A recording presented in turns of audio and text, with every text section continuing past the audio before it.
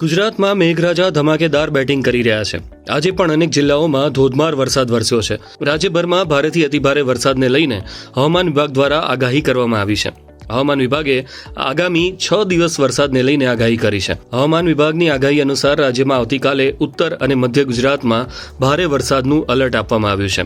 આગાહી અનુસાર મહેસાણા, અરવલ્લી, ગાંધીનગર, અમદાવાદ, ખેડા, મહીસાગર, સાબરકાંઠામાં અત્યંત ભારે વરસાદની સંભાવનાને પગલે રેડ એલર્ટ જાહેર કરવામાં આવ્યું છે.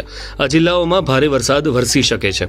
હવામાન વિભાગની આગાહી મુજબ બનાસકાંઠા, પાટણ, પંચમહાલ, દાહોદ, આણંદ, વડોદરા, છોટાઉદેપુર, ભરૂચ, મોરબી, રાજકોટ, બોટાદ, ભાવનગર અને અમરેલી જિલ્લાઓમાં ભારે વરસાદની આગાહીને લઈને ઓરેન્જ એલર્ટ આપવામાં આવ્યું છે.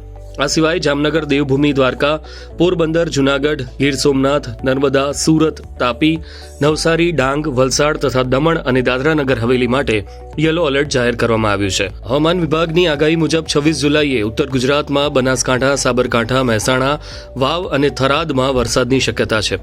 સૌરાષ્ટ્રના અનેક જિલ્લાઓમાં વરસાદનું અનુમાન છે. હવામાન વિભાગની આગાહી અનુસાર 30 જુલાઈથી સમગ્ર રાજ્યમાં વરસાદનું જોર ઘટશે. કેટલાક જિલ્લાઓમાં મધ્યમથી લઈને હળવો વરસાદ વરસી શકે છે. હવામાન વિભાગે લોકોને સાવચેત રહેવા માટે ભારે વરસાદ અને જળ ભરાવાની સંભાવનાને ધ્યાનમાં રાખીને લોકોને બિનજરૂરી મુસાફરી ટાળવા, નીચાણવાળા વિસ્તારોમાં જવાનું ટાળવા અને સ્થાનિક તંત્ર દ્વારા આપવામાં આવતી સૂચનાઓનું પાલન કરવાની અપીલ કરવામાં આવી છે. ભારે વરસાદ દરમિયાન ખાસ કરીને નદી, નાળા અને પાણી ભરાયેલા માર્ગોથી દૂર રહેવું સલામતી માટે જરૂરી છે. રાજ્યમાં આજે સવારથી જ હવામાનમાં અચાનક પલટો આવતા મેઘરાજાએ તોફાની બેટિંગ શરૂ કરી છે, જેના કારણે 242 તાલુકાઓમાં વ્યાપક વરસાદ નોંધાયો છે.